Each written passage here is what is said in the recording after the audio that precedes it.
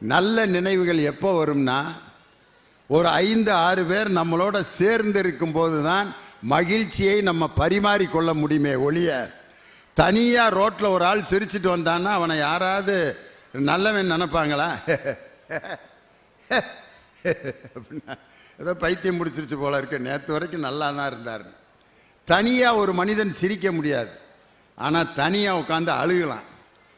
தனியாக உட்காந்து தேம்பி தேம்பி அழுகிறாருன்னா ஏதோ வேதனை நினச்சி அழுவார். தனியாக சிரிச்சார்னாலே அவர் ஏதோ பிரச்சனைக்குள்ளானவர்னு அர்த்தம். அப்போ சிரிப்பதற்கு நமக்கு இன்னொரு ஆள் கண்டிப்பாக தேவைப்படுது. அது உறவினராகவும் இருக்கலாம், நண்பர்களாகவும் இருக்கலாம். அதனால தான் ஒரு கவிஞர், அருமையான ஒரு கவிஞர் எழுதினார், தனியாக ஒரு மனிதன் யாராலையும் இருக்க முடியாதுங்கிறதுக்கு ஒரு பாட்டு. தனிமையிலே இனிமை காண முடியுமா, நள்ளிரவினிலே சூரியனும் தெரியுமா, தனிமையிலே இனிமை காண முடியுமா. அதில் எனக்கு பிடிச்ச வரி எது தெரியுமா? பனிமலையில் தவம் இருக்கும் மாமுனியும் கொடிப்படையுடனே பவனி வரும் காவலனும், தனிமையிலே நிலை மறக்கும் பாவலனும் இந்த அவனியெல்லாம் போற்றும் ஆண்டவனாயினும் தனிமையிலே இனிமை காண முடியுமான்னு எழுதியிருக்கார். கடவுள் கூட தனியாக இருந்தால் அவருக்கு இனிமை கிடையாது அப்படின்னு எழுதியிருக்கார். அப்போ கடவுளே தனியாக இருந்தால் கூட வேதனையோடு தான் இருப்பார். கடவுளுக்கே உறவினர்களும் நண்பர்களும் தேவைப்படும் பொழுது மனுஷனுக்கு தேவையில்லாமல் இருக்குமா? நிம்மதி, மகிழ்ச்சி, இது ரெண்டையும் நமக்கு யார் தர்றது? அதுதான் இன்னைக்கு தலைப்பு. மகிழ்ச்சிங்கிறது ஒரு மனுஷன் எங்கே போய் வாங்க முடியும்?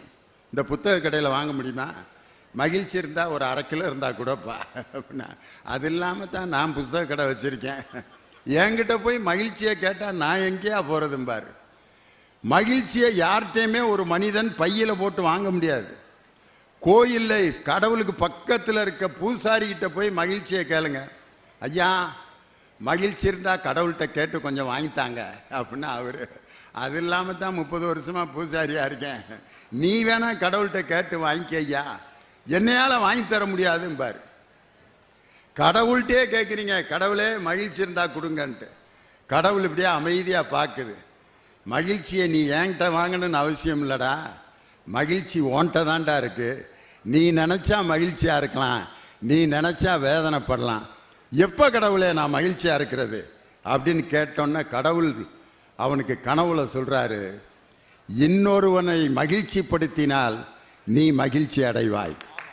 இன்னொருவனை நீ என்னைக்கு மகிழ்ச்சிப்படுத்துறியோ அப்போ தாண்டா நீ மகிழ்ச்சி அடைய முடியும். அந்த மகிழ்ச்சி தான் நிரந்தரமான மகிழ்ச்சி அப்படின்னு யார்? கடவுள் சொல்கிறார். என்னை நீ மகிழ்ச்சிப்படுத்த வேண்டும் என்று விரும்பினால் நீ இன்னொருத்தனை மகிழ்ச்சிப்படுத்து. ஒருத்தன் கடவுள்கிட்ட போய் டேட் கேட்குறான், கடவுளே கோயில் கட்டியிருக்கேன், உங்கள் டேட்டு டைரி எடுத்து எனக்கு ஒரு டேட் கொடுங்க, உங்களுக்காக ஒரு கோயில் கட்டியிருக்கேன், நீங்கள் அங்கே வரணும், உங்கள் ப்ரோக்ராமில் ஒரு டேட் கொடுங்க அப்படின்னோன்னே கடவுள் டேட்லாம் அப்படியே பார்க்குறார். என்னைக்கு டேட் வேணும்? எல்லா டேட்டும் புக்காயிருச்சு. நீ கோயில் கட்டியிருக்க அப்படி தானே? நீ கல்லால் கோயில் கட்டினீன்னா நான் அங்கே கல்லாக தான் இருப்பேன். உன் மனசில் கோயில் கட்டுறா, நான் உயிரோடு நான் அங்கே இருக்கேன் அப்படின்னு சொன்னார். நீ கல்லால் கட்டிய கோயிலில் நான் கல்லாகத்தான் இருப்பேன். நீ மனசில் உயிருள்ள ஆலயத்தை கட்டிப்பார், அந்த இடத்துல நான் உயிரோடு இருப்பேன்டான்னு கடவுள் சொன்னார். அப்போ உயிருள்ள ஆலயம் ஒரு மனிதனை எப்போ கட்ட முடியும்னா இன்னொருவருடைய மகிழ்ச்சியில் தான் மகிழ்ச்சி அடைவது. அதுதான் இன்னைக்கு பார்த்தீங்கன்னா ஒரு கதை, வண்ணதாசன் ஒரு கவிஞர், ஒரு எழுத்தாளர் எழுதின ஒரு கதை, பிணந்தூக்கின்னு ஒரு கதை. அதில் பிணம் தூக்கி அடக்கம் பண்ணுற ஒரு வேலை செய்கிற ஒருவர், அவர் அந்த சொந்தக்காரங்கள்ட்ட எல்லாம் பயங்கர கலகம் பண்ணுறார். எனக்கு இது வரைக்கும் பிணத்தை தூக்குறதுக்கு 500 ரூபா தான் நீங்கள் சம்பளம் கொடுக்குறீங்க, இனிமேல் எனக்கு 2000 ரூபா வேணும் சம்பளம் அப்படின்றார். டேய், இந்த நேரத்தில் சண்டை போடுறிய, உனக்கு 1500, 2000 ரூபா கொடுக்கணும், இல்லாட்டி நான் தூக்க முடியாது அப்படின்ட்டான். சர்ரா தந்துடுறோம்டா அப்படின்னு சொல்லிட்டு பிணத்தை தூக்க வர்றான் அவன். அந்த பிணத்தை பார்த்துட்டு அவனுக்கே ஒரு ஆச்சரியம், என்னடான்ட்டு தூக்கிட்டு வரும்போது அழுதுகிட்டே வர்றான். பிணத்தை தூக்கிட்டு வர்றப்ப அழுதுகிட்டே வர்றான். ஏன் அழுகுறான்னு யாருக்கும் புரியல. கொண்டு போய் அந்த சுடுகாட்டிலாம் வச்ச பிறகு ஏண்டா அழுத அப்படின்னு கேட்டாங்க. பேசாமல் அழுதுகிட்டே இருந்தான். எல்லாம் முடிஞ்சு சடங்கு எல்லாம் முடிஞ்ச பிறகு அவன் கேட்ட 2000 ரூபாய கொடுக்கறதுக்கு அவனை தேடுறாங்க, காணான். எங்கடா இருக்கான்னு பார்த்தா ஒரு மரத்தடியில் உட்காந்துருக்கான். என்னடா காசு கேட்டால் வாங்கலையாத அப்படின்னு கேட்டதுக்கு அவன் சொல்கிறான், அந்த இறந்தவர் பேர் பாப்புசாமி. அவர் ஃபோட்டோ ஸ்டுடியோ வச்சுருக்காரு. நான் சின்னம்மா கல்யாணம் ஆகி என்னுடைய குழந்தைய ஃபோட்டோ எடுக்க வந்தேன். அப்போ பாக்கெட்டில் ரொம்ப நாளாக சேர்த்து வச்சு ஒரு 5 ரூபா வச்சுருந்தேன். ஃபோட்டோ எடுக்கிறதுக்கு எவ்வளவுங்கன்னு கேட்டேன். 5 ரூபான்னாரு. அந்த ஃபோட்டோவை எடுத்துகிட்டு அவர் சொன்னார், உனக்கிட்ட காசு வாங்கி நான் பொழைக்கணும்னு அவசியம் இல்லைடா, உன் குழந்தைக்கு நான் ஃப்ரீயாக ஃபோட்டோ எடுக்கிறேன்டான்ட்டு அந்த 5 ரூபாயை திருப்பி கொடுத்தாரியா. அந்த மனுஷனுடைய உடம்பை தூக்கிட்டு நான் 2000 ரூபாய் வாங்கி பொழைக்கணும்னு அவசியம் இல்லை, நீங்கள் அந்த காசை யாராவது ஒரு அநாத ஆசிரமத்திற்கு கொடுத்துருங்கன்னு சொன்னான் பார். இந்த எழுதியவர் ஒரு எழுத்தாளர், வண்ணதாசன் ஒரு எழுத்தாளர். இது மாதிரி கதைகள் நிறைந்து கிடைப்பது இந்த புத்தக கண்காட்சியில். நம்ம பிள்ளைங்களெல்லாம் அந்த மாதிரி கதைகளை படிக்க வைக்கணும். ஒரு மனிதன் இன்னொரு மனிதனுக்கு செய்யக்கூடிய அந்த உதவியில் தான் எல்லா விஷயமும் அடங்கியிருக்கு. இன்னைக்கு பார்த்துங்க, இந்த திருவள்ளூரில் புட்லூர் தாண்டி வந்துக்கிட்டு இருந்தேன். வேக வேகமாக போகுது ஜனம், எங்கே தான் போகிறாங்கன்னே தெரில. ஒரு ஆளை நிப்பாட்டியே கேட்டேன், எங்கடா போகிற அப்படின்னு. போயிட்டுருக்கேங்க. ஏன் போகிற? போகலன்னா போகணும்ல அப்படின்னா. எங்கடா போகிற அப்படின்னா, அது போகணும்னு அப்படின்னா. எங்கே போகிறோன்னு தெரியாமல் போயிட்டுருக்கான். ஏன்டா இவ்வளவு வேகம்னா, மெதுவாக நடந்து போனால் சந்தேக கேஸில் பிடிச்சி உள்ளே வச்சிடுறாங்க, அதனால தான் நான் வேக வேகமாக போகிறேன்ட்டு. எதுக்கு வேகம்? அந்த வேகம்னு தெரில. சாப்பாடு கூட வேக வேகமாக சாப்பிட்றான், அதுக்கு பேர் ஃபாஸ்ட்டு ஃபுட்டு. காலையில் ஞாயிற்றுக்கிழமை ஒருத்தர், அது சண்டேனா நம்ம வீட்டில் எப்பயுமே மட்டன், தோசை, இட்லி. அதாவது எல்லோரும் சொல்கிறாங்க, பசியோடு உட்காந்துருக்கேன், இப்போ போய் இதெல்லாம் ஞாபகப்படுத்துகிறாருன்ட்டு. சூடாக இட்லி மட்டன் குழம்பு வச்சுட்டு காலையில் ஞாயிற்றுக்கிழமை 7:30 மணிக்கு சாப்பிட உட்கார்றாரு ஒருத்தர். 3 மொபைல் ஃபோன் வச்சுருக்கார். ஒரு இட்லியை பிச்சு மட்டன் குழம்புல தொட்டு இப்படி வாய்க்கிட்ட கொண்டு போகிறார். ஒரு ஃபோன் அடிக்குது. எப்ப? நேத்தா 9:30 முடிஞ்சா? இறந்துட்டாரா? நல்லா தானடா இருந்தார். நல்லா இருந்தவர் தான் சாக முடியும், ஏற்கனவே செத்தவர் திருப்பி சாக முடியுமா? இவன் கேட்குறான் பாருங்க, நல்லா தானடா இருந்தார். அப்படியா? எப்படி இறந்தார்?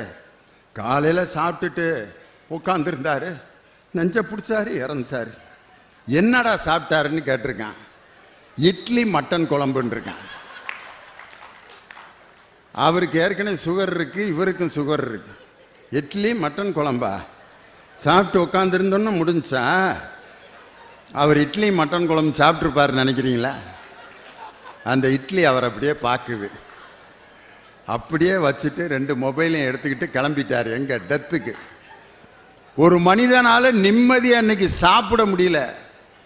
ஒரு சாப்பாட்டை கூட ரசித்து சாப்பிட்றோமா இன்னைக்கு நம்ம?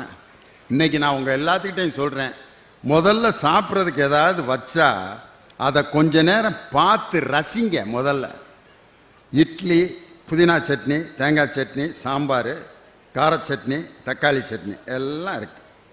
அதை கொஞ்ச நேரம் ஒவ்வொரு சட்னியாக அப்படி பாருங்கள். அந்த இட்லி வெள்ளை வெளியேன்னு இருக்கிறத ரசிங்க. அதுக்கப்புறம் அப்படி எடுங்க, ஒரு சட்னி எடுத்து அப்படியே லைட்டாக அந்த சாப்பிட்ற அழகே. சில பேர் இந்த குலோப்ஜான் சாப்பிட்றத வச்சே சிலருடைய கேரக்டரை நான் முடிவு பண்ணிடுவேன். 2 உருண்டை அந்த ஜீரா இருக்கும். நீங்கள்லாம் எப்படி சாப்பிடுவீங்கன்னு மனசுக்குள்ளே தொட்டு பாருங்கள். சில பேர் வந்தோன்னே 2 உருண்டையும் தூக்கி உள்ளே போட்டுருவேன், போட்டு அந்த ஜீராவை மட்டும் தனியாக குடிப்பார். இது ஒரு வகை. இன்னொருத்தன் நெல் குத்துற மாதிரி அந்த 2 உருண்டையும் சக தக தக தக தக தக தக தக தக தக தக தக தகன்னு குத்தி 2ஐயும் குழப்பி அதை பக்கத்தில் இருக்கேன், ஏன்டா இந்த உழப்பு உழப்பிக்கிட்டு இருக்க இது ஏன் இதை இப்போ பேசாமல் சாப்பிட வேண்டியதுன்னா அதை போட்டு 4 தடவை கிண்டி பக்கத்தில் ஒரு லுக்கு வேற எப்படி சாப்பிட்டுருக்கேன் பார்த்தியா அப்படின்ட்டு அதை எடுத்து கொஞ்சம் கொஞ்சமாக சாப்பிடுவேன். இன்னும் சில பேர் பார்த்தீங்கன்னா அந்த லைட்டாக பிச்சு அந்த ஜீராவோட கலந்து அடிப்பேன். இந்த இருக்கிறதுலே ஒஸ்ட்டு குரூப் எது தெரியுமா? எடுத்தோன்னே ஜீராவை குடிச்சிடுவேன். கட்டன்னு குடிச்சிட்டு அதுக்கப்புறம் 2 உருண்டை எடுத்து உள்ளே போடுறது. பல வகை இருக்குது. ஒரு குலோப்ஜான் சாப்பிட்றதுலே எல்லாருக்கும் ஒரே மாதிரியான இது. ஆஃப் பாயில் சாப்பிடுவாங்க பாருங்க சார். ஆஃப் பாயில் சாப்பிட்றதெல்லாம் உண்மையிலே ஒரு கலை. சில பேர் அதை எடுத்து அப்படி ஒரு மடித்து ஒரு ட்ராப்பு கூட சிந்தாமல் அப்படி உள்ளே போடுவேன். சில பேர் பார்த்தீங்கன்னா இந்த மஞ்சள் கருவை வலிப்பேன். முன்னால் இருக்கவேன் முன்ன பின்ன ஆஃப் பாயில் சாப்பிட்ருக்கியா இல்லையாடா, ஏன்டா அதை வலித்து தனியாக திங்கிறிய, ஸ்மெல் அடிக்காதா அப்படின்னு. இன்னும் சில பேர் அதை எடுக்கிறதுக்குள்ளே வேட்டி சட்டையெல்லாம் ஒழுக விட்டு டிஷ்யூ பேப்பர் வாங்கி பாதியை தொடச்சி ஆஃப் பாயில் ஒரு பீஸ் அங்கே கிடக்கும், இங்கே பாதி கிடக்கும். அந்த சப்ளையர் சாப்பிட தெரியாட்டி நாங்களாவது சொல்லி கொடுத்துருப்போம்ல, ஏன் சார் இந்த பாடுபடுத்துறீங்க. ஒரு பொருளை சாப்பிட்றதுல கூட ஒரு மனிதன் திட்டமிட்டு அழகாக ரசித்து சாப்பிட வேண்டியது.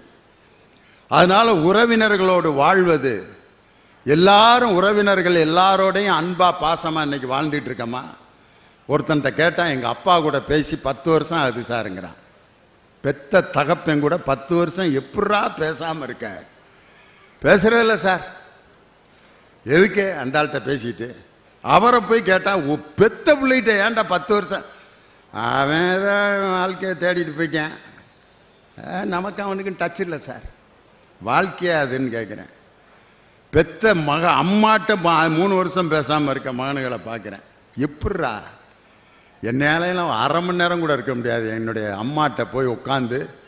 எப்படா திருவள்ளூரில் பேசுனேன்னு கேட்டால் எங்கள் அம்மாட்ட ஒரு 10 நிமிஷம் நான் பேசின ஜோக்கெல்லாம் சொல்ல, எங்கள் அம்மா பாதி காது கேட்டு கேட்காம அதை கேட்டு இப்படி ஒரு கை தட்டுவாங்க பாரு, அதில் இருக்க சந்தோஷம் உலகத்தில் வேறு என்ன உண்டுங்கிறேன்.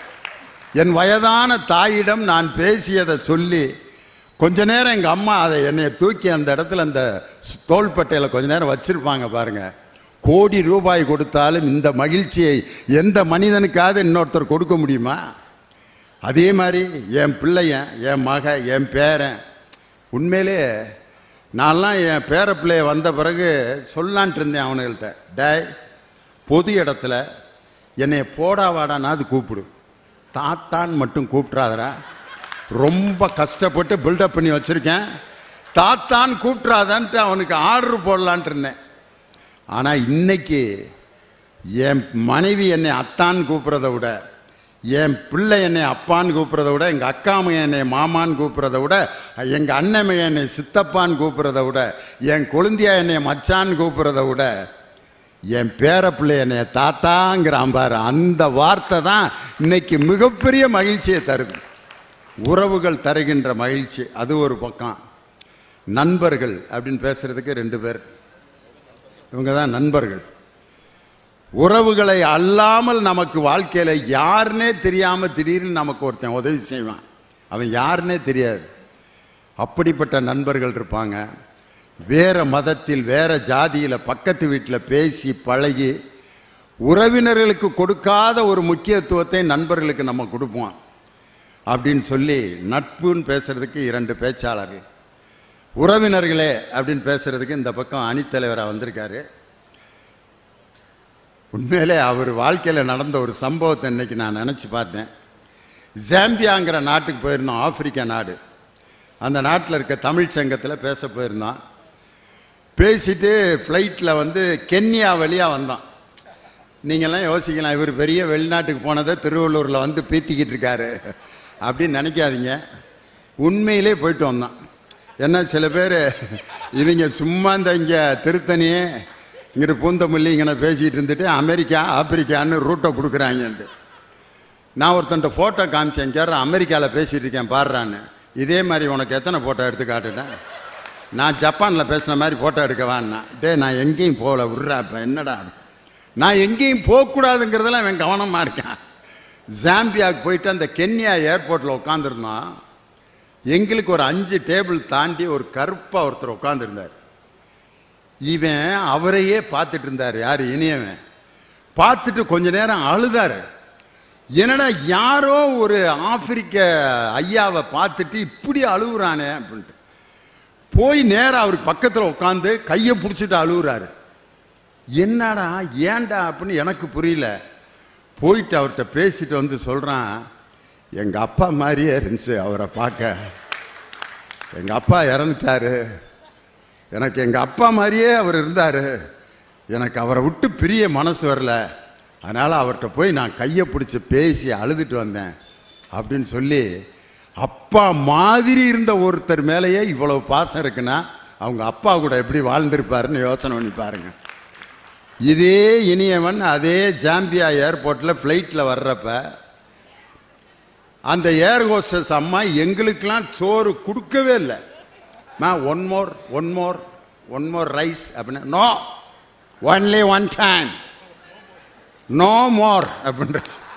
அம்மா, one piece of sweet, one piece of bread அப்படின்னா, no bread, only one bread, only one butter அப்படின்னு.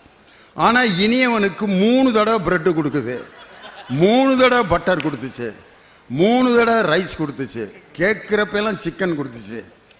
என்னடா இது பெரிய ஆச்சரியமாக இருக்க. கென்யாவில் வந்து எப்படி அவன் ஆளை பிடிச்சான் அப்படின்னு பார்த்தா, இவரை நேசிக்க வச்சது இந்த கலர் தான். அந்த கென்யா ஏர்போர்ட் அந்த ஃப்ளைட்டில் இருந்த அந்த விமான பணிப்பெண் ஒரு கருப்பின பெண். இந்த கலரை பார்த்துட்டு நம்பால் தான் போல இருக்கு அப்படின்ட்டு கொஞ்சம் மாநரமாக இருந்ததுக்கு எனக்கு ஒரு ரொட்டி கூட கிடைக்கல எனக்கு. அதனால் அந்த பொண்ணு யாருன்னே தெரியாது. பேர்லாம் விசாரிச்சிட்டாரான், பிரான்சிஸ்கா அது பேர். நாங்கள் போயிட்டு வந்து 10 வருஷம் இருக்கோம். ஆனால் இன்னும் பேர் ஞாபகம் இருக்குன்னா அது இதோட அக்கா மகன் கிடையாது, அண்ணன் மகன் கிடையாது, ஒரு நட்பு. அந்த நிறத்தை பார்த்து இவர் நம்ம இனத்தை சேர்ந்தவராக இருப்பாரோ அப்படி நினைச்ச ஒரு பாசம் இருக்குது பார்த்தீங்களா. வெளிநாட்டிலலாம் போகிறப்ப ஏதாவது ஒரு கடையில் தம்பி அப்படின்னு ஒரு சத்தம் கேட்டால் தமிழில் பேசுகிறாரு. ஒரு தம்பி, யாருங்க நீங்கள்? நான் தேனி தாங்க. அப்படியா, தேனியா சார்? லியோனி சார். என்ன சார் இங்கே லண்டனுக்கு வந்திருக்கீங்க? பட்டிமன்றமா? தெய்வமே அப்படின்னு. அந்த லண்டனில் அந்த தமிழ் குரல் கேட்கும்போது இருக்கிற சுகம் இருக்குது பார்த்தீங்களா. அந்த வெளிநாட்டில் இருக்கும்போது தான் நம் தாய்மொழியினுடைய சுவை நமக்கு அப்போ தான் தெரியும். அது மாதிரி நண்பரோடையும் வாழ்ந்தவர், நல்ல உறவினர்களோடையும் மகிழ்ச்சியாக வாழ்ந்த இனியவன் உறவினர்களேன்னு பேச வந்திருக்காரு.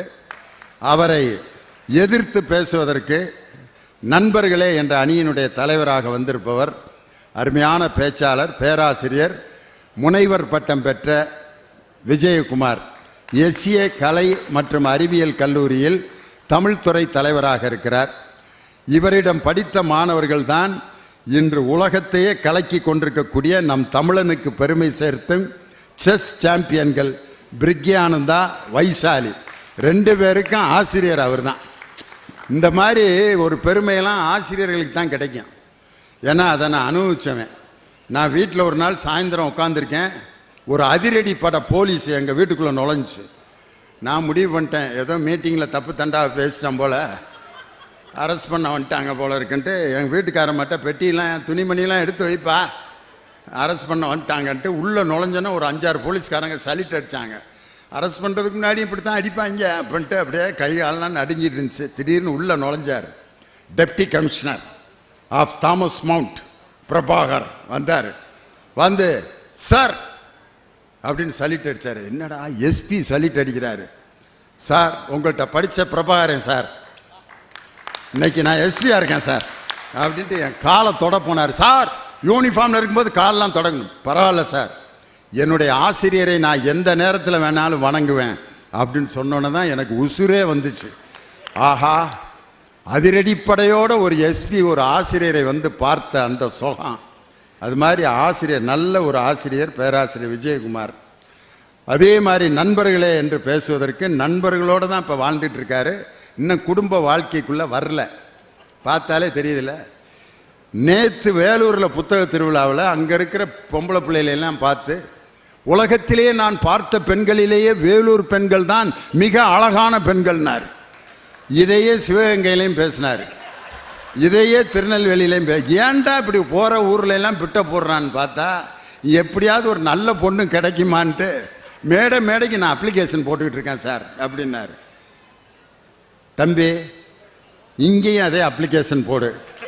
உனக்கு உண்மையிலே நல்ல பொண்ணு எந்த ஊரில் வேணாலும் உனக்காக ஒருத்தி காத்திருப்பாயா.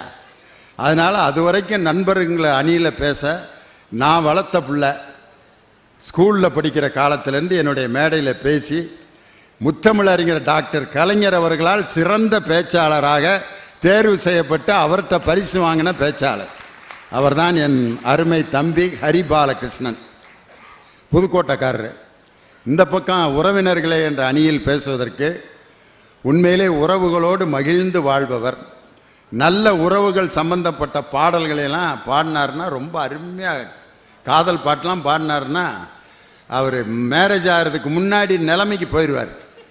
உதாரணத்துக்கு ஒரு ஊரில் பாடினார் பாருங்க ஒரு பாட்டு, இன்னும் கொஞ்ச நேரம் இருந்தாதான் என்ன, ஏன் அவசரம் என்ன அவசரம் சொல்லு பொன்னே, இன்னும் பேசக்கூட தொடங்கல, இன்னும் நெஞ்சமும் கொஞ்சமும் நிறையல, என்னை விட்டு போகாதே என்னை விட்டு போகாதே, இன்னும் கொஞ்ச நேரம் இருந்தாதான் என்ன அப்படின்னு ரசித்து பாட்டெலாம் பாடுவார். அவர்தான் கடலூர் தணிகவேல். நல்ல பேச்சாளர் மட்டுமல்ல, நல்ல குறும்படங்களை இயக்கிய கொள்ள விடுவார். அநீதின்னு ஒரு குறும்படத்தை இயக்கி அதில் என்னுடைய பையனை கதாநாயகனை நடிக்க வச்சார். பெரிய வேலையில் இருந்த என் மகன் இவரால் இப்போ முழு நேரம் நடிகராக மாறிட்டான். 75,000 ரூபா சம்பளத்தில் இருந்தவன் அந்த வேலையை விட்டுட்டு பிஇ எம்பிஏ படிக்க வச்சு இன்றைக்கி ஒரு நடிகராக மாறி அழகிய கண்ணேன்னு ஒரு படத்தில் ஹீரோவாக நடிச்சிட்டான். இப்போ சாமானியன்னு ராமராஜன் கூட நடித்து அந்த படம் இப்போ ரிலீஸ் ஆக போகுது. ஒரு இன்ஜினியரை நடிகனாக்கிய பெருமை கடலூர் தணிகவேலைத்தான் சார். அதனால் ரொம்ப அருமையாக ரசித்து கேட்டுட்ருக்கீங்க. உண்மையிலே கலெக்டர் சார் சொன்னார், நம்பிக்கையோடு சொன்னார், நீங்கள் பேச ஆரம்பிங்க சார், கூட்டம் வந்து நிறைஞ்சிரும்னார். அவர் மனதைப் போலவே இந்த அரங்கு நிறைந்திருக்கிறது. அதனால் முதல் நாளே இந்த அரங்கு நிறைந்திருக்கிறது அப்படின்னு சொன்னால் இன்னும் வரும் நாட்களில் மிகப்பெரிய அரங்கு நிறைந்த நிகழ்ச்சிகள் இந்த புத்தக திருவிழாவில் நடைபெற்று சென்ற ஆண்டை விட அதிக அளவில் புத்தகம் இங்கே விற்பனையானது என்ற சாதனையை திருவள்ளூர் மாவட்டம் பெற்று காட்டும். அதற்கான சாதனையை அந்த பரிசினை அடுத்த சுதந்திர தினத்தன்று முதலமைச்சரிடம் நம்ம கலெக்டர் அவர்கள் பெறுவார்கள் அப்படிங்கிற நம்பிக்கையோடு இப்பொழுது முதலாவதாக நிம்மதியை மகிழ்வையும் வாழ்வில் தருபவர்கள் நண்பர்களே அப்படிங்கிற அணியில் பேராசிரியர் விஜயகுமார் உங்கள் பலத்த கரவொலியோடு மேடைக்கு வருகிறார். வாங்க.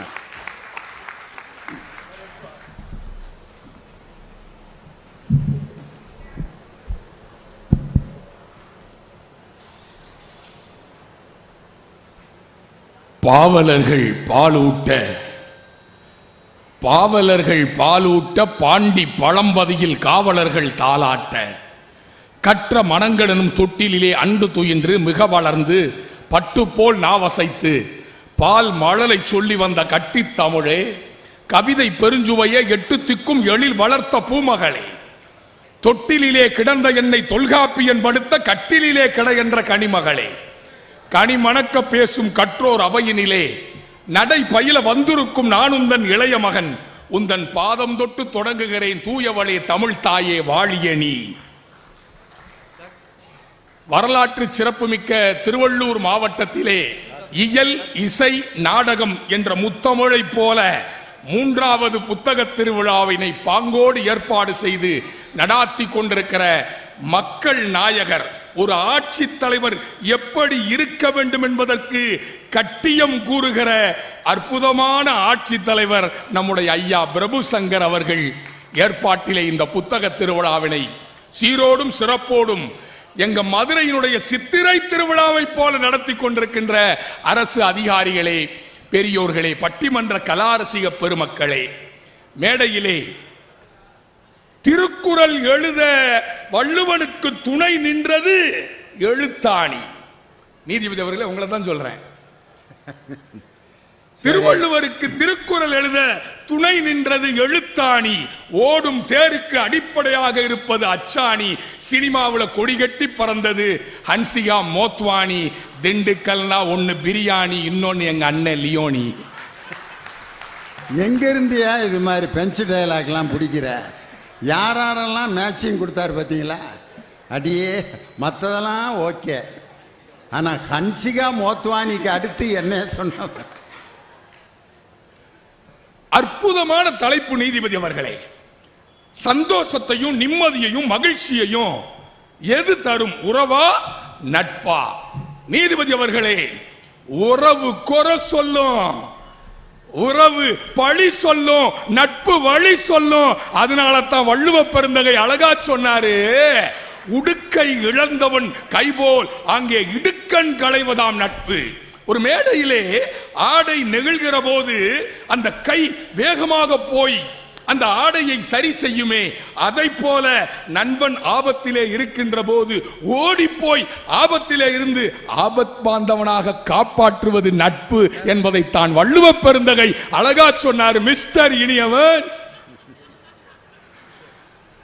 பேசு பணிவாக, உண்பாய் அளவாக, சுவாசி ஆழமாக, தூங்கு அமைதியாக, உடுத்து அழகாக, சிந்தி சுயமாக, நம்பு சரியாக, பழகு நாகரிகமாக என்று சொல்லிக் கொடுப்பது நட்பு. நீதிபதி அவர்களே, அதனால் தான் சொன்னான் ஒரு கவிஞன், காதலுக்கும் நட்புக்கும் என்ன வித்தியாசம் சொன்னா ஒரு கவிஞன், இதயத்தை தொலைத்து விட்டு சுவாசிக்க காற்றை தேடுவது காதல், சுவாசிக்க இதயத்தையே தருவது நட்பு என்று ஒரு கவிஞன் சொன்னான் என்றால் அதுதான் நட்பு. உறவு இன்னைக்கு எப்படி இருக்குது? போலீஸ்கார் ஐயா கரெக்டா சொல்லுவாங்க, தனியா மட்டும் நம்ம வண்டியில போறோம்னு வச்சுக்கோங்க, போலீஸ்கார் சிக்னல்ல நம்ம நிப்பாட்டி லைசன்ஸ் எடு, இன்சூரன்ஸ் எடு, ஹெல்மெட் எடு எல்லாம் கேட்பாரு.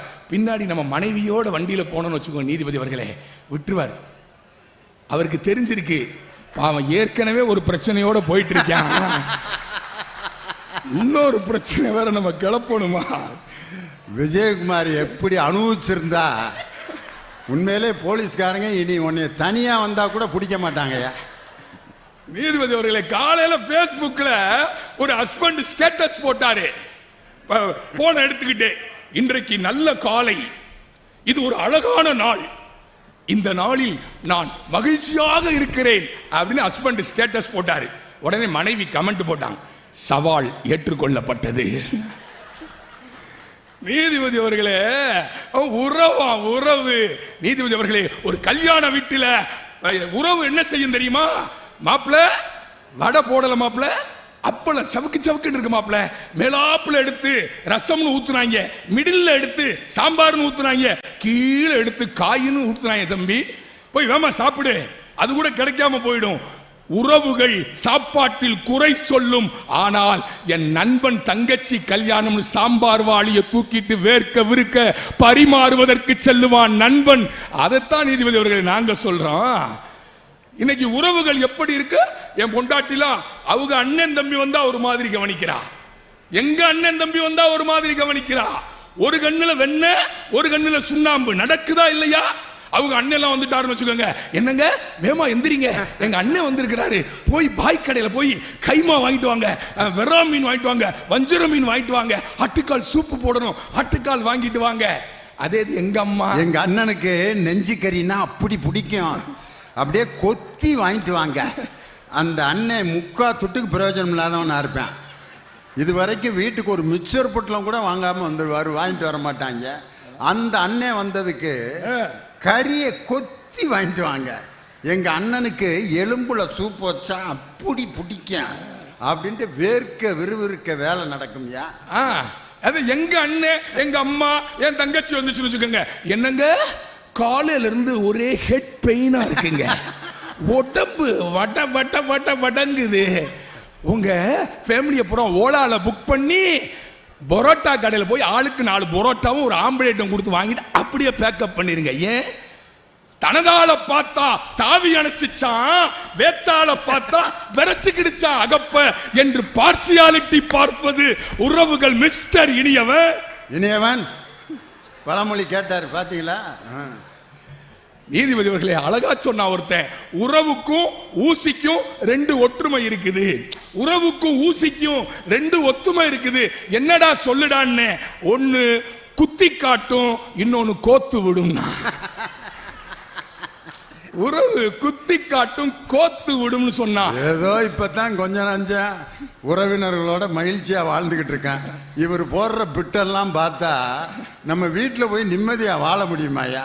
உறவினர்களும் ஊசியும் ஒன்னா, ஒன்னு குத்தி காட்டுமா இல்லாட்டி கோர்த்து விடுமா? அதுதாங்க யதார்த்தம் நீதிபதி அவர்களே. அதைத்தான் சொன்னா வைரமுத்து அழகா சொன்னா, 1000 மருத்துவர்கள் செய்ய முடியாத சிகிச்சையை ஒரு நண்பனின் ஆறுதல் வார்த்தை தந்துவிடும், அவன்தான் நண்பன் சொன்னான். வீட்டில் நாங்களாம் படாத பாடுபடுறோம்.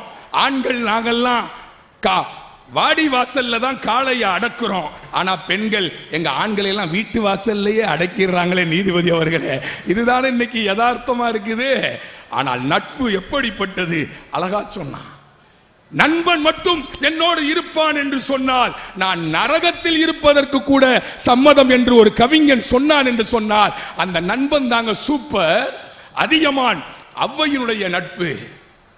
ஒரு நாள் போக மாட்டோம், என் நண்பன் இருக்கிறான். ஔவை என்ன செய்வாளா, ஒரு நாள் செல்லலம், 2 நாள் செல்லலம், ஒரு நாள் போக மாட்டோம், 2 நாள் போக மாட்டோம், பல நாள் பலரோடு செல்லினும். வாங்கப்பா எல்லாரும் வாங்க, என் ஃப்ரெண்டு அதியமான் இருக்கான் வாங்க அப்படின்னு கூட்டிட்டு போவாளாம் ஔவை. ஒரு நாள் செல்லலம், 2 நாள் செல்லலம், பல நாள் பலரோடு செல்லினும் தலைநாள் சென்ற விருப்பினன் மாதோ என்று தன் நண்பனை போட்டி காட்டி ஆணும் பெண்ணும் நண்பர்களாக இருக்கலாம் என்று சொன்னது உண்டு. காதல்ல கூட கள்ளக்காதல் உண்டு, ஆனால் நட்பிலே கள்ள நட்பு இல்லை. நீதிபதி அவர்களே, நீதிபதி அவர்களே, அறிவுமதி என்ற ஒரு கவிஞன் அழகா சொல்லுவான். அம்மா கிட்ட இன்ட்ரோடியூஸ் பண்ண போறா தான் ஃப்ரெண்டை கூட்டிட்டு. அந்த நட்புக்குரிய அந்த பெண், அவ்வை அதிகமான நட்பை படித்தவர்கள் இல்லையா, அம்மாட்ட கூட்டிட்டு போறா ஃப்ரெண்ட. அம்மா இவர் தான் அப்படின்னு பேரை அனௌன்ஸ் பண்றா. இவர் தான் அப்படின்னு எல்லா அம்மாக்களையும் போல புருவத்தை விரித்து ஆச்சரியம் பரபரக்க என்ன நடக்க போகுதோன்ற மாதிரி அம்மா பரபரப்பா இருக்கிற போது அந்த பெண் அழகாய் சொன்னாள், அம்மா ஒருபோதும் இவர் உன் மருமகன் ஆக முடியாது, ஏனென்றால் இவன் என் நிச்சயிக்கப்பட்ட நண்பன் என்று ஆண் பெண் நட்புக்கு இலக்கணம் வகுத்தது. உறவு என்ன சார் உறவு? பசுமை நிறைந்த நினைவுகளை பாடி திரிந்த பறவைகளை பறந்து செல்கின்றோம், நாம் பிரிந்து செல்கின்றோம். குரங்குகள் போலே மரங்களின் மேலே தாவி திரிந்தோமே, வரவுக்கும் மேலே செலவுகள் செய்து கழித்திருந்தோமே. நாங்க உறவுகளை தப்பா நினைக்கல. இன்னைக்கு உறவு எப்படி இருக்குது? பேஸ்புக்ல ஒரு கமெண்ட் பார்த்தேன் நீதிபதி அவர்களே, அந்த செய்தியோடு நான் நிறைவு செய்கிறேன். அந்த பெண் சொல்கிறாள் அந்த பேஸ்புக்ல, அம்மா அப்பாவை பேணி பாதுகாக்கிற உரிமை மட்டும் எங்கள் பெண்களுக்கு கிடைத்து விட்டால் இந்த நாட்டில் முதியோர் இல்லங்களே இருக்காது என்று ஒரு பெண் சொன்னாள். உடனே பையன் கமெண்ட் போடுறான், மாமனார் மாமியாரை அம்மா அப்பாவாக பார்க்கின்ற நிலைமை இருந்தாலும் இந்த நாட்டிலே முதியோர் இல்லங்கள் இருக்காது என்று சொன்னார். இன்றைக்கு அதுதானே உறவுகளுடைய நிலை. இந்தியாவிலே வயல்களை விட வரப்புகள் அதிகம். இந்த வயலே போனாலும் பரவாயில்ல, என் அண்ணனுக்கு இந்த வரப்ப நான் விட மாட்டேன் என்று வழக்குகள் நீதிமன்றத்தில் இருக்கிறது. நட்பு சூப்பர் சார். ஆழ நெடுந்திரை ஆறு கடந்திவர் போவாரோ, வேள நெடும்படை கண்டு விளங்கிடும் உள்ளாலோ, தோழமை என்றவ சொல்லிய சொல்லொரு சொல்லன்றோ, ஏழமை வேடன் இறந்தில நின்றன ஏசாரோ.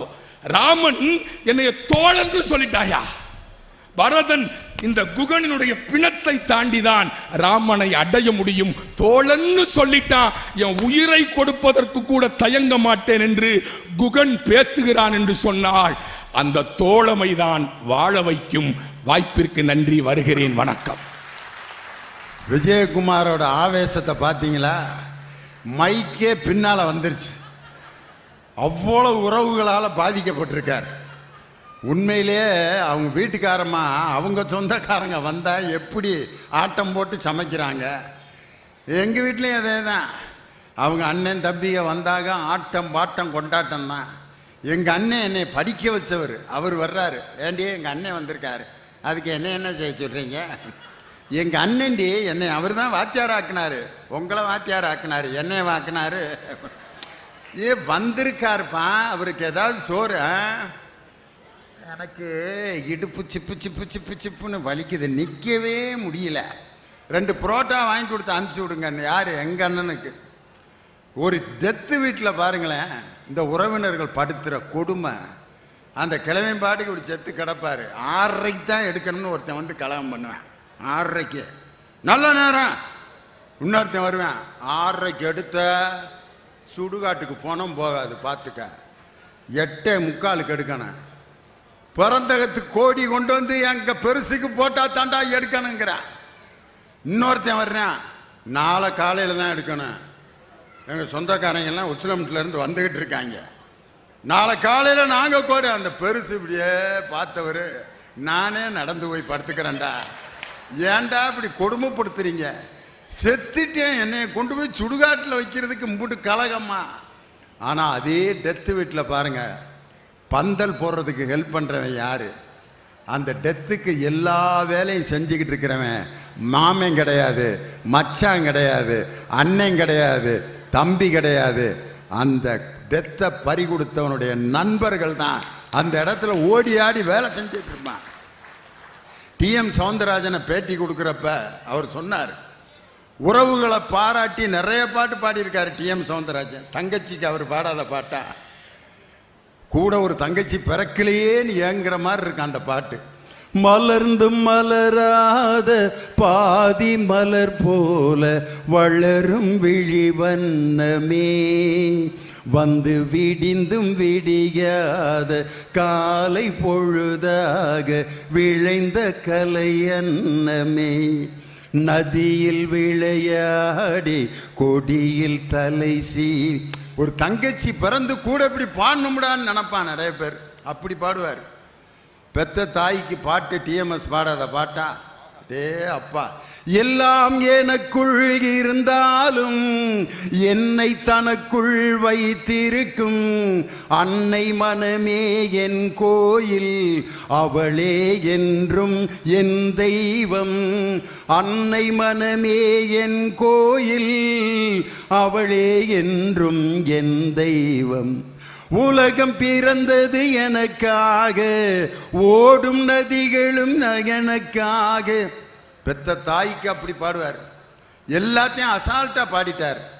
ஆனால் நட்புக்காக ஒரு பாடின ஒரு பாட்டுக்கு அவரை படுத்தின பாடு அந்த மியூசிக் டைரக்டர் உயர்ந்த மனிதன் படத்தில் சிவாஜி கணேசன் சுந்தரராஜனை அவர் வீட்டில் டிரைவராக இருப்பார் நண்பர். அவங்க 2 பேரும் சந்தித்து ஒரு இடத்துல நட்பை வெளிப்படுத்துகிற பாட்டு. விஸ்வநாதன் டியூன் போட்டு டிஎம்எஸ் பாடுறார். அந்த நாள் ஞாபகம் நெஞ்சிலே வந்ததே நண்பனே நண்பனே நண்பனே. சரியில்லை, இன்னும் நல்லா ஓடிட்டு வந்து மூச்சு வாங்குற மாதிரி பாடுங்க. அந்த நாள் ஞாபகம் எப்படித்தான் ஏன் பாடுறது அப்படின்னு சொன்னோன்னா எம்எஸ் விஸ்வநாதன் என்ன பண்ணார் தெரியுமா? ஸ்டுடியோவிலேருந்து ஒரு 100 மீட்டர் அவரை தள்ளி அங்கேருந்து ஓடிவா அப்படின்ட்டு ஓடி வந்து அந்த கேபின்குள்ளே மூச்சு வாங்கிக்கிட்டே தொடங்கி பாடினார். அதுதான் அந்த பாட்டு. அந்த நாள் ஞாபகம் நெஞ்சிலே வந்ததே நண்பனே நண்பனே நண்பனே, இந்த நாள் அன்று போல் இன்பமாயில்லையே, அது ஏன் ஏன் நண்பனே.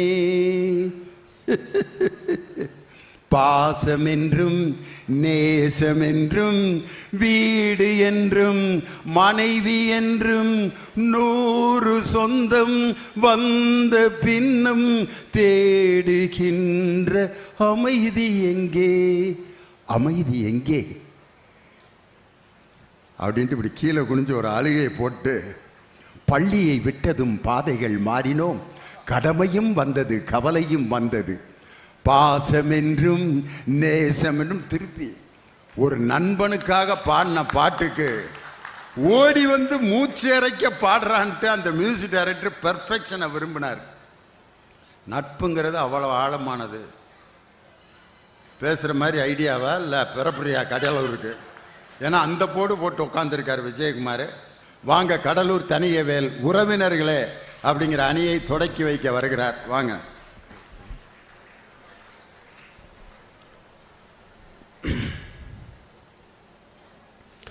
பெற்றெடுத்த பெற்றோருக்கு நல்ல மகனாக, உடன் பிறந்தவர்களுக்கு நல்ல சகோதரனாக, கட்டிய மனைவிக்கு நல்ல கணவனாக, தான் பெற்றெடுத்த பிள்ளைகளுக்கு நல்ல தகப்பனாக, அவர்களும் பெற்றெடுத்த குழந்தைகளுக்கு நல்ல தாத்தாவாக அமர்ந்திருக்கும் அண்ணன் லியோனி அவர்களே.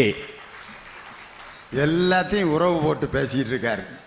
உண்மையிலே இந்த எல்லா உறவோடையும் வாழ்ந்துகிட்டு இருக்கேன். அதுக்கு இப்ப என்னங்கிற நீ? நடுவர் அவர்களே, எங்க அண்ணன் விஜயகுமார் அவர்களுக்கு என்ன பிரச்சனை? வந்ததுல இருந்து உறவுகளை பூரா சபிச்சுட்டு போய், அதுவும் பொண்டாட்டிய பைக்ல பின்னாடி உட்கார வச்சுட்டு போனா போலீஸ் ஆபீசருக்கே தெரியும் அவனே ஏற்கனவே ஒரு பிரச்சனையோட போறான்றதுனால தான் அவனை நிறுத்துறது இல்லை அப்படின்னு சொன்னார். நானும் ஒரு காவல்துறை அதிகாரிட்ட கேட்டேன், ஏன் சார் ஃப்ரெண்ட்ஸ் எல்லாம் உட்கார வச்சுட்டு போனா நிறுத்துறீங்க, ஆர்சி புக் எங்க, லைசன்ஸ் எங்க, அப்படி எல்லாம் கேட்கறீங்க, ஆனா பொண்டாட்டியை உட்கார வச்சுட்டு போகும்போது மட்டும் ஆம்பளைகளை நிறுத்தவே மாட்டேன்றீங்களே, ஏன் எங்க விஜயகுமார் அண்ணன் சொன்ன மாதிரி அவங்கள தொல்லை அப்படின்னு நினைக்கிறீங்களா அப்படின்னு சொன்னப்போ அந்த காவல்துறை அதிகாரி சொன்ன வார்த்தை என்ன தெரியுமா? ஒருவேளை ஃப்ரெண்ட்ஸோட போறவன் நல்ல காரியத்துக்கும் போகலாம், இல்லை உருப்படாத காரியத்தை செய்யறதுக்கும் போகலாம், அதனால அவனை நிறுத்துறேன். எவன் ஒருத்தவன் பொண்டாட்டிய பின்னாடியே உட்கார வச்சுட்டு போறானோ அவன் உருப்படியான காரியத்துக்கு மட்டும்தான் போறான்ற காரணத்தினால தான் அவனை நான் நிறுத்துறது கிடையாதுன்னு. எங்க இருந்து இப்படிலாம் சிந்திக்கிறீங்க? மனைவி கூட ஒருத்தன் பைக்கில் போறான்னா உண்மையிலே நல்ல காரியத்துக்கு தான் போறான்னு அர்த்தம். பின்னால உட்காந்துருக்கவன் எவனே தெரியாம போறான்னா, நான் இதுக்கு விளக்கம் சொல்ல விரும்பலை. திருவள்ளூரில் எங்கேயாவது ஏதாவது வாங்கி வைக்க சொல்லியிருப்பேன், அல்லது ஏதாவது பச்சை போடு கடையில் ஏதாவது வாங்கி வச்சு ரெடியாக இருப்பாங்க. நல்ல காரியங்களுக்கு மனைவியோட தான் ஏன் போக முடியும்? இது கூட தெரியாமல் ஒரு விஜயகுமார் ப்ரொஃபஸராக வேலை பார்த்துக்கிட்டு இருக்கார். நடுவர்கள் இன்றைய சூழல்ல பாருங்க, இன்ஸ்டாகிராம்ல எனக்கு 25,000 ஃபாலோவர் இருக்காங்க, வாட்ஸ்அப்ல எனக்கு 1000 ஃப்ரெண்ட் இருக்கிறான், ஃபேஸ்புக்ல ரெக்வெஸ்ட் அக்செப்ட் பண்ணவே முடியல, எனக்கு 5000 ஃப்ரெண்ட்ஸ் இருக்கிறான் அப்படின்னு சொல்லிக் கொள்கின்ற எல்லா நபர்களுக்கும் நான் ஒரு விஷயத்த சொல்றேன். உனக்கு இன்ஸ்டாகிராம்ல 25,000 ஃபாலோவர் இருக்கலாம், வாட்ஸ்அப்ல 1000 ஃப்ரெண்ட் இருக்கலாம், ஃபேஸ்புக்ல 5000 ஃப்ரெண்ட் இருக்கலாம். நீ அடிபட்டு ஹாஸ்பிட்டல்ல அட்மிட் ஆனா உன் தலைமாட்டில் உட்கார்ந்து அழுது உன் தாயோ மனைவியோகவோ மட்டும்தான் இருப்பாங்களே தவிர உன் நண்பனா இருக்க மாட்டாங்க. என்ன பேச்சு எதிரணியிலிருந்து வந்து, கல்யாணத்துல பாருங்க சாம்பார் வாளியை தூக்கிறது நண்பனா தான் இருப்பான், ₹1 கூட மொய் வைக்க மாட்டான், அவன் சாம்பார் வாளியை தூக்கிட்டு தான் நிற்பான். ஊர் பூரா கடன் வாங்கி எப்படியாவது தன் சகோதரிக்கு எல்லாத்தையும் செய்யணும்னு நினைக்கிற தாய்மாமே, அவனுக்கு தான் சார் தெரியும் அந்த உறவுடைய மகத்துவம் என்னன்னு. சாம்பார் வாளியை தூக்குறானே அந்த நண்பனை உனக்கு தெரியுமா மிஸ்டர் இனிவன் அப்படின்னு எங்க அண்ணனை பார்த்து கேட்டீங்கல்ல, நான் கேட்கிறேன், அவன் சாம்பார் வாளி தூக்குறத மட்டும்தானே நீங்க பார்த்த? நைட்டு 12 மணிக்கு மேல மாப்பிள்ளைய கூட்டு போய் ரூம்ல கதவை சாத்திட்டு அவன் பீர் பாட்டில தூக்கறது உனக்கு தெரியுமா சார்? கல்யாண வீட்டுல குடிக்கக்கூடிய கலாச்சாரத்தை உண்டு பண்ணதே உங்க நண்பர்கள் தானே சார். பல கல்யாணம் நின்று இருக்கு சார் இந்த நண்பர்களால. 2 குடும்பம் சேர்ந்து பிக்னிக் போவாங்க. 2 குடும்பமும் ஃப்ரெண்ட்ஸ் குடும்பம் தான், சொந்தம் கிடையாது. போயிட்டு மத்தியானம் சாப்பிட்றதுக்கு ஒரு அரை மணி நேரத்துக்கு முன்னாடி லேடிஸ்லாம் கொஞ்சம் வெயிட் பண்ணுங்க, நாங்கள் ஒரு முக்கியமான வேலையாக போகிறோம். என்ன பெரிய ஈராக் பிரச்சனையை பற்றி பேச போகிறாங்க. லேடிஸ்லாம் தனியாக இவருக்கு இங்கே போயிட்டு போகிறப்ப நல்லா போயிட்டு வருவேன், வர்றப்ப இங்கிலீஷில் பேசிட்டு வருவேன். Ladies and gentlemen. மனைவிட்ட வந்து நல்லா இருக்கியா அப்படின்னு கேட்பேன். காலையிலேருந்து உன் கூட தானே இருந்தேன், என்னையா திடீர்னு நல்லா இருக்கியான்னு கேட்குறேன். How are you? Very nice, fine. எங்கேயாவது பொம்பளை எப்படி போய் தண்ணி போடுறாங்களா? கிடையாது. ஆம்பளை அந்த நண்பர்கள் தான் இந்த வேலையவே பார்க்கறது. சார், கல்யாண வீட்டில் இருக்கிற அப்பாவோ மாமாவோ உறவுகளோ என்ன தெரியுமா நினைக்கும்? இந்த கல்யாணம் எப்படியாவது நல்லபடியாக நடந்துடணும், ஊர் பூரா ஏகப்பட்ட கடன் வாங்கி நல்லபடியாக நடத்தணுன்றதுக்காக ஏகப்பட்ட செலவு பண்ணியிருக்கோம், நல்லபடியாக இந்த திருமணத்தை நடத்தி முடிக்க வேண்டும் அப்படின்னு நிம்மதியாக நடக்கணும் நினைக்கிறது உறவுகள் சார். ஆனால் நைட்டு மாப்பிள்ளைக்கு ஊற்றி விட்டு அவன் மணவரையில் வந்து உட்காந்து பொண்ணை பார்த்து நீங்க தான் சித்தியான்னு கேட்டிருக்கிறான். அத்தோட அந்த பொண்ணு இந்த கல்யாணமே வேணாம்னு எழுந்திருச்சு ஓடி இருக்கு. நண்பர்கள் எல்லாத்துக்குமே நண்பர்கள் பார்த்துக்குவாங்க. நடுவர்களை, நான் ஒரு உறவை சொல்லுகின்றேன், அவ்வளவு அற்புதமான உறவு. என்னுடைய பாட்டி, என் பாட்டியுடைய பேர் ஆவரணம். நான் ஆவரணம்லாம் என் பாட்டியெல்லாம் கூப்பிட மாட்டேன், ஆவாரம்பூன்னு தான் என் பாட்டியை நான் கூப்பிடுவேன். 1ஆம் வகுப்பு கூட படிக்காதவள் என் பாட்டி. 1ஆம் வகுப்பு கூட படிக்காதவள் என் பாட்டி. ஒரு பிள்ளையை படிக்க வைத்து அரசாங்க வேலை வாங்கி கொடுக்கவே திணறிக் கொண்டிருக்கும் ஊரில் 4 பெண் பிள்ளைகளை பெற்றெடுத்து அதில் 3 பிள்ளைகளை அரசு வேலையில் அமர்த்திய கெட்டிக்காரி அவள். நீங்க யோசிச்சு பாருங்க, இன்றைய காலத்துல ஃபாஸ்ட் ஃபுட் கலாச்சாரம்லாம் வந்துருச்சு இல்ல. என் அம்மாவுக்கு அவதான் சமைச்சு போட்டா என் பாட்டி, எனக்கும் அவதான் சமைச்சு போட்டா. இன்னைக்கு நான் பெத்தெடுத்த என் பிள்ளைக்கும் அவளே அவ கையால சமைச்சு ஊட்டிட்டு இருக்கா சார். அவ வைக்கிற மீன் குழம்போட ஸ்பெஷாலிட்டி என்ன தெரியுமா? தினந்தோறும் நம்ம ஒரு குழம்பு வச்சோம்னா மதியம் ஆச்சுன்னா கொஞ்சம் கெட்டு போயிடும், நைட் ஆச்சுன்னா ரொம்ப கெட்டு போயிடும், மறுநாள் அதை யூஸ் பண்ணவே முடியாது.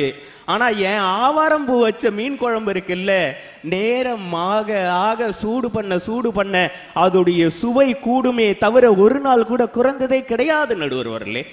அந்த பாட்டி எப்படிப்பட்டவள் தெரியுமா? நான் ஏதாவது தவறு பண்ணிட்டேன்னு வச்சுங்களேன் வீட்டில், என் பாட்டி சொல்லிடுவா சாயந்தரமே, நைட்டுக்கு உங்க அப்பா வருவான், முதுகுல பட்டையா உன்னை உரிச்செடுக்க போறான், உங்க அப்பா அடிக்கிறதுக்கு முன்னாடி நான் சமைச்சு வச்சிடுறேன், சாப்பிட்டுட்டு தெம்பா அடி வாங்கு சாமி உங்க அப்பன் கிட்ட அப்படின்னு சொல்லி என் அப்பனிடம் அடி வாங்குவதற்காக என் உடம்பை தயார் செய்தவள் என் பாட்டி. உறவுகள் என்பது அவ்வளவு அற்புதமான விஷயம் சார். அண்ணன் சொன்னாரே பொண்டாட்டினாலே தொல்லை அப்படின்னு சொல்லி, ஃப்ரெண்டு வந்து சொல்லலாம், நான் பாத்துக்கிறேன்டா மச்சான், இதெல்லாம் ஒரு பிரச்சனையா அப்படின்னு சொல்லி ஃப்ரெண்ட் உங்களுக்கு கர்ச்சீஃப் எடுத்து கொடுப்பான் உங்கள் கண்ணீரை துடைக்க. ஆனால் மனைவியின் முந்தானை மட்டும்தான் உங்கள் கவலையையும் சேர்த்து துடைக்க வல்லது. யோசிச்சு பார்க்கணுமா இல்லையா? இதான் ஒரு கவிஞர் அழகா பாட்டுல சொன்னார். யாருமே கைதட்ட மாட்டாங்கன்னா அப்படி ஒரு முந்தானை இது வரைக்கும் எனக்கு இன்ன வரைக்கும் கிடைக்கலையா ஐயா. தனியாக பொய்யா பேசிக்கிட்டு இருக்காரு அப்படின்ட்டு ஒருத்தர் தன்னுடைய ஒய்ஃபை இப்படியே பார்க்குறாரு, பேசுகிறாரு, பாத்தியா என்னைக்கா தொடச்சிருக்கியா நீ அப்படிங்கிற மாதிரி. இல்லை நடுவர்களே, எல்லாம் வீட்டில் இப்போ நைட்டியாக போடுறாங்களா அதனால முந்தான இல்லை அப்படின்னு. ஓ, அதனால கைதட்டலையா? இதுதான ஒரு கவிஞர் அழகாக சொன்னார். உலகம் எனக்கென்றும் விளங்காதது, உறவே எனக்கென்று விளங்கானது, அடடா முந்தானை சிறையானது, இதுவே என் வாழ்வில் முறையானது, பாறை ஒன்றின் மேலே சிறு பூவாய் முளைத்தாயே, உறவுக்கு உயிர் தந்தாயே, நானே எனக்கு நண்பன் இல்லையே, உன்னால் ஒரு சொந்தம் வந்ததே, என்னை தானே தஞ்சம் என்று நம்பி வந்தாய் மானே. ஒரு நண்பனின் இடத்தை மனைவியால் பூர்த்தி செய்ய முடியும், எந்த ஒரு நண்பனாலும் மனைவியுடைய இடத்தை எந்த காலத்திலும் பூர்த்தி செய்ய முடியாது நடுவர் அவர்களே. யோசிச்சு பார்க்கணும். அதுல ஐன்ஸ்டீன் பேரன் எங்க அண்ணன் விஜயகுமார், காதல்ல கூட கள்ளக்காதல் இருக்கு, ஆனா நட்புல கள்ள நட்பு இருக்கா? அண்ணே தமிழ்வாதியார் தானே நீ, கூடா நட்புன்னு ஒரு வார்த்தை இருக்கு தெரியும். கூடா நட்புன்னு ஒன்று இருக்கு, சேரக்கூடாதவங்க கூட சேர்ந்தனா வாழ்க்கையில உருப்படவே மாட்டேன்னு அந்த காலத்திலேயே செய்யுள்ளெல்லாம் சொல்லி வச்சுட்டு போயிட்டாங்க. இது எங்க அண்ணன் விஜயகுமாருக்கு ஏன் தெரியல அப்படின்றத என்னுடைய கேள்வி. நடுவர் அவர்களே, இப்போ இவ்வளவு பேர் உட்கார்ந்து இருக்கீங்க இல்லையா, நண்பர்களோட நீங்க உட்கார்ந்து இருக்கலாம். ஆனா யோசிச்சு பாருங்க, உங்க வீட்டுல ஒரு காதணி விழா நடக்குது. அவர்கள் சொன்னாங்கல்ல, காது குத்தி அப்படின்னு சொன்னா அங்கேயும் நண்பர் தான் ஃபிளக்ஸ் அடிப்பான், உங்க வீட்டுல என்ன ஃபங்க்ஷன்னாலும் ஃபிளக்ஸ் அடிப்பான் அப்படின்னு சொல்லி. அந்த தாய் மாமன் எவ்வளவு ஏழையா வேணா இருக்கலாம் சார், அவன் வீட்டில் அடுத்த வேளை சாப்பிட்றதுக்கு சாப்பாடு இல்லாம கூட இருக்கலாம். ஆனா தான் தங்கச்சி வீட்லயோ அக்கா வீட்லயோ காது குத்தின்னு வச்சு பத்திரிக்கை கொண்டு வந்து வச்சுட்டா, அந்த சபையில போய் நாம நின்னாதாண்டா நம்ம அக்கா முகத்திலேயோ சந்தோஷத்தை பார்க்க முடியும்னு சொல்லி எவ்வளவு கஷ்டப்பட்டாலும் அந்த இடத்துல சபையை நிறைக்கிறான்ல. அந்த அக்கா கிட்டே தங்கச்சி கிட்டே நீங்க போய் சொல்லி பாருங்க சார், விஜயகுமார்னு நீங்க ஏதாவது ஒரு ஊர்ல சொல்லி பாருங்க, இத பாருமா இவர் தான் நம்ம ஊர்லயே பெரிய கோடீஸ்வரன், அவர் வந்துட்டாரு, அவர் மடியில உட்கார வச்சு காது குத்து மாட்டா. இந்த ஊர்லயே அதிகம் படிச்சவர் இவர் தான், இவர் மடியில உட்கார வச்சு காது குத்து மாட்டா. டேய், பிச்சையே எடுத்தாலும் என் அண்ணன் தம்பி மடியில உட்கார வச்சு காது குத்துனாதான்டா என் மனசு நிறையும் சொல்ற தமிழ்நாடு சார் இது.